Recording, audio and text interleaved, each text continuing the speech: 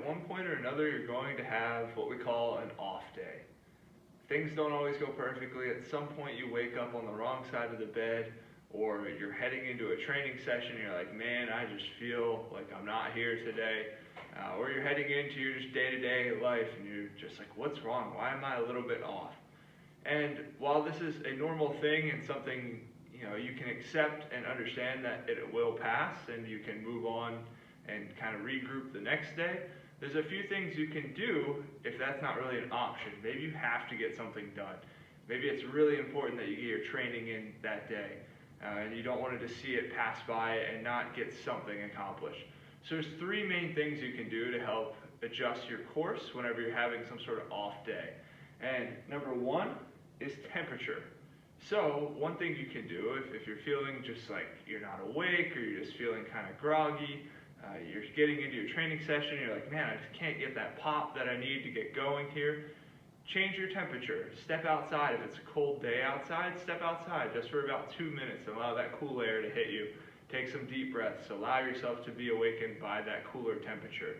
If it's cold outside or it's a colder environment you're in, stepping into something warmer can help just kind of shock your system a little bit, rewire the day in your mind, and help you start with a better step as you're heading into your training, your work day, or whatever that may be. So having a quick shift in temperature, this doesn't have to be a long amount of time. It could just be 2 or 3 minutes, quick change in temperature. A lot of people use showers for this as well, to help really just reset the mind and almost kind of shock it out of that weird state that you're feeling. The second one is association. So this was a really powerful thing for me when I was competing in different sports growing up. Sometimes as a kid, you're coming from class, you might have just had a tough test, it might have just been a long day of sitting in a chair all day, and all of a sudden you have to go out and perform, right? You have a competition or an event that's happening after school. And it's hard to go from that school mode into, all right, I got to move at the highest level I can to achieve what I want to achieve. So I got to the point where I would associate something with that time of performance. And for me, it was music. So I always had a song that I would listen to that would really just get me in the right mindset. And you know what I'm talking about. You have your pump-up song, but as you build this song, you can make it more than just that pump-up song by making it part of your deliberate practice. So as soon as that song turns on, you're going right into your warm-up. You're helping building this association, the power of this song.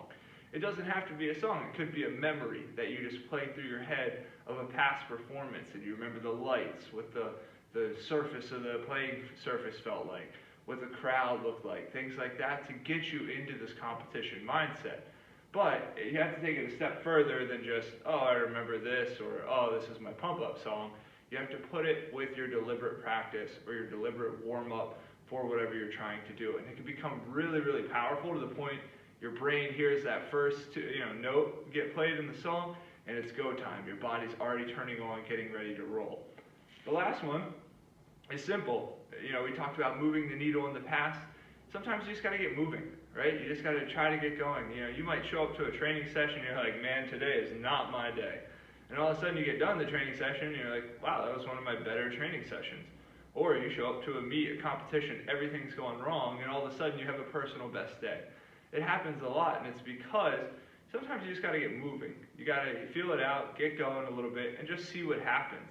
One thing I always say to people that are trying to train for something, whether it's just a personal goal for them or a larger goal like representing Team USA, I always say to them, all right, let's say this happens, let's say this works out, and you get to the Olympics, and your day of your event turns out to be an off day for you. You just don't feel right.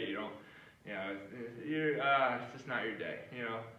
What are you going to do? You're going to say, well, I guess I'll be back in 4 years. Or you're going to go out and compete, right? So sometimes you just have to get moving and get after it and see what happens.